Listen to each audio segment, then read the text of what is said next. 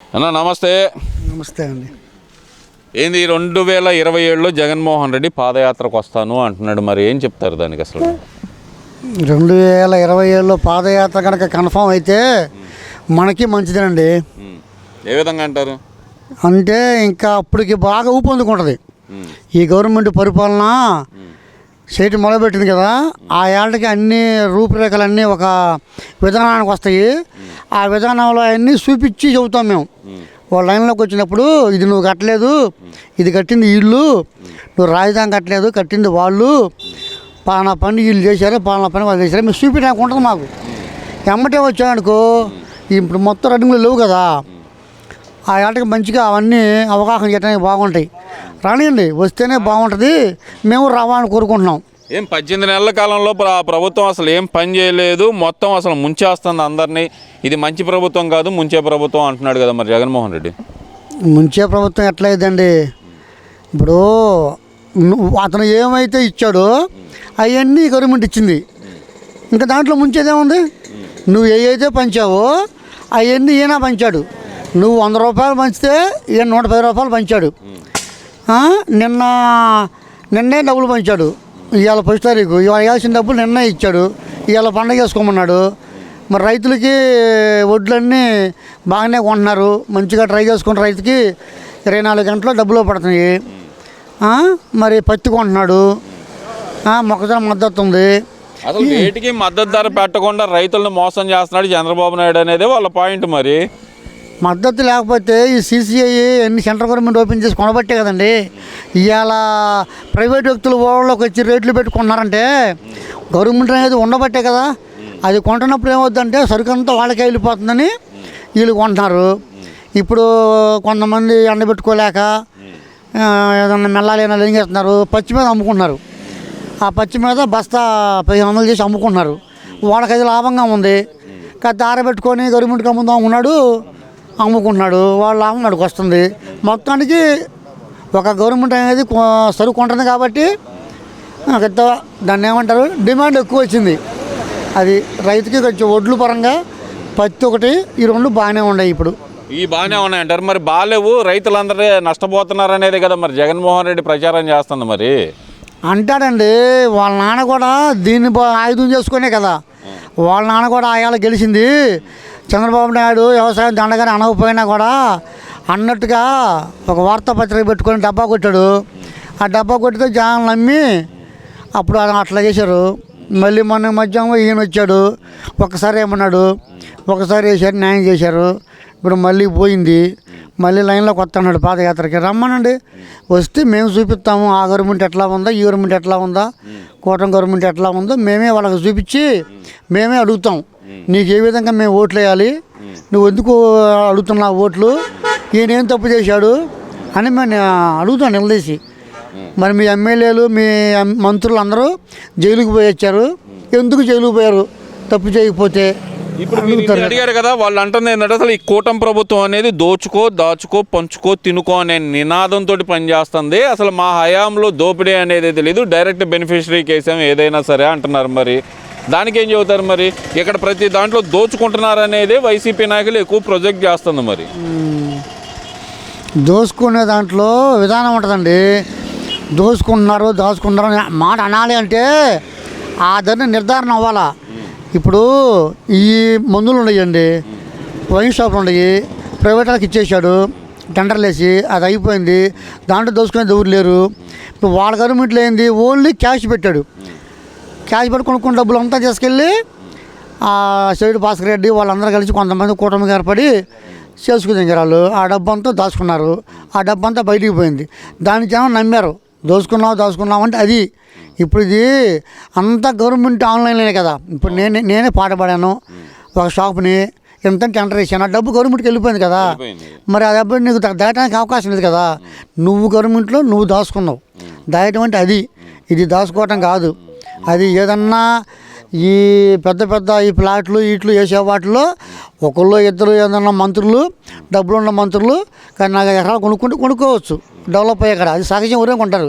నేను కొనుక్కోనా, నా చేను పక్క చేను అమ్ముతున్నా అంటే నేనే కొంటా 1,00,000 ఎక్స్ట్రా పెట్టి, ఇంకో రానీను. అట్లానే ఉంటుంది, అదేం తప్పేం కాదు. అది గవర్నమెంట్ సొమ్ముగా అయితే ఈ ఉమ్మడి గవర్నమెంట్ మట్టుకి దోసుకోవట్లేదు దాచుకోవట్లేదు, అంతా బాగానే ఉంది. ఏం అసలు వీళ్ళు పీకుడు భాష మాట్లాడుతున్నారు, ఇదేం పద్ధతి అని చెప్పి అంబటి రాంబాబు అన్నారుగా, ఏం పేకలేకపోయారు అప్పుడే అని చెప్పి లోకేష్ గారు అంటున్నారు, కీళ్ళకి ఎరగదెత్తానని చెప్పి పవన్ కళ్యాణ్ గారు అంటున్నారు. అసలు ఈ పీకుడు భాష ఏంది, మా హయాంలో అసలు ఈ పీకుడు భాష ఎక్కడా లేదని అంటున్నాడు కదా మరి ఆయన. అసలు ఆ పీకుడు భాషను ఆ బొచ్చు అనే మాటలు మొదలుపెట్టిందే వాళ్ళు కదండి, అక్కడి నుంచి వచ్చింది అది. ఆటోమేటిక్గా ఆ పీకుడు భాష రాకూడదు. ఇవాళ ఇల్లు అన్నారంటే ఆయాలు నువ్వు అన్నావు కాబట్టి ఇవాళ ఇల్లు వాడుతున్నారు. అది సర్దుమణగాలంటే మీరు ఆపేస్తే ఆ లాంగ్వేజ్ బొచ్చు పీకుడు ఇల్లు బొచ్చు పీకుడు ఆపుతారు. అట్ట కాదు బాబాయ్, ఇప్పుడు వాళ్ళు అంటుంది ఏంటంటే అసలు మా హయాంలో నోటరి బూతులు మాట్లాడిన వాళ్ళు లేరు అంటున్నారు. అటు పేరు నాని గురించి కానీ, వల్లభనేని వంశీ గురించి కానీ, లేదంటే కొడాలి నాని కానీ, అసలు వీళ్ళందరూ పాపం బుద్ధిమంతులు అంట కదా వీళ్ళందరూ. బూతులు వాళ్ళు కూర్చుంది కాక వాళ్ళకి అలుపు వచ్చి వేరే వాళ్ళకి డబ్బులు ఇచ్చి కూపించారు వాళ్ళు. ఇది నిజం. ఎందుకంటే మొన్నే బోరగడ్డ ఆయన అనిల్ గారు అది వాస్తవం బయటపెట్టాడు. నేను మోసపోయాను, ఇట్లా కొంతమంది చెప్పడం వల్ల నేను చెప్పా అన్నాడు. అంటే ఏంది, ఎమ్మెల్యేలు ఎంపీలు ఆయాల జరిగిన మినిస్టర్లు వాళ్ళందరూ తిట్టి నోరు నెబ్బుట్టిపోయి ఇంకా జనానికి డబ్బులు ఇచ్చి కూలిచ్చంటే కూలిచ్చి తిట్టించారు. మాకు ఆ కర్మ లేదు, మాట్లాడాల్సుకుంటే వాళ్ళే మాట్లాడుతున్నారు. మా మంత్రులు వాళ్ళే చెబుతున్నారు సమాధానం. కానీ మా బోటి కార్యకర్తలకి ఇట్లా మాట్లాడండి ఇట్లా చేయండి మాకు ఎవడు గైడ్లైన్స్ ఎవరు అంత అవసరం లేదు. అది ఏంది అసలు ఈ కొడాలి నాని మళ్ళీ 6 నెలల్లో వస్తాను, రోడ్ల మీదకి వస్తాను, పోరాటాలు చేస్తాను అంటున్నాడు కదా మరి. 6 నెలలు రాడండి. ఆరోగ్యపరంలో మంచంలో పడతాడు, కానీ 6 నెలల్లో మంచంలో పడతాడు. జైలు కూడా పాడు, మంచంలో పడతాడు. అతను రాడు. వచ్చినా కూడా ఏదో 4-3 కిలోమీటర్లు తిరగాల్సిందే రోజు మొత్తం మీద. ఆ రోజు మొత్తం మీద అతను ఏదో పాదయాత్ర చేసి అక్కడ ఏదో పొడిచి చేయలేడండి. ఆరోగ్యం సరిలేదు, చచ్చిపోతాడు, ధైర్యం చచ్చిపోతాడు, మరణిస్తాడు. ఎండాకాలం వచ్చింది చచ్చిపోతాడు. అసలు ఆయన గురించి అనవసరం అండి, అసలు ఆయన గురించి ఆలోచించకూడదు.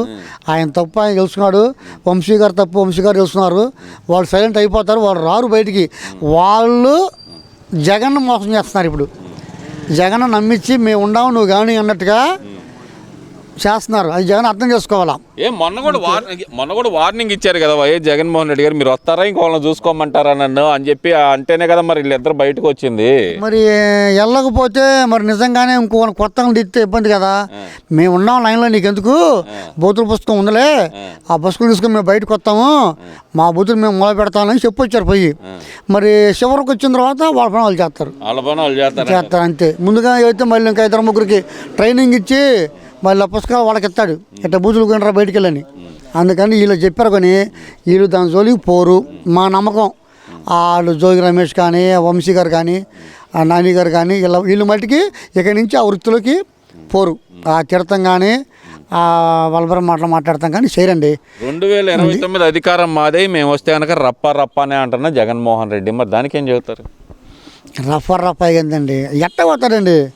ఇప్పుడు పరిపాలన బాగలేక ఓడిచ్చారు. ఇప్పుడు ఈ పరిపాలన బాగున్నప్పుడు ఇటు వేయకుండా అటు ఎట్లా వేస్తారు ఓట్లు?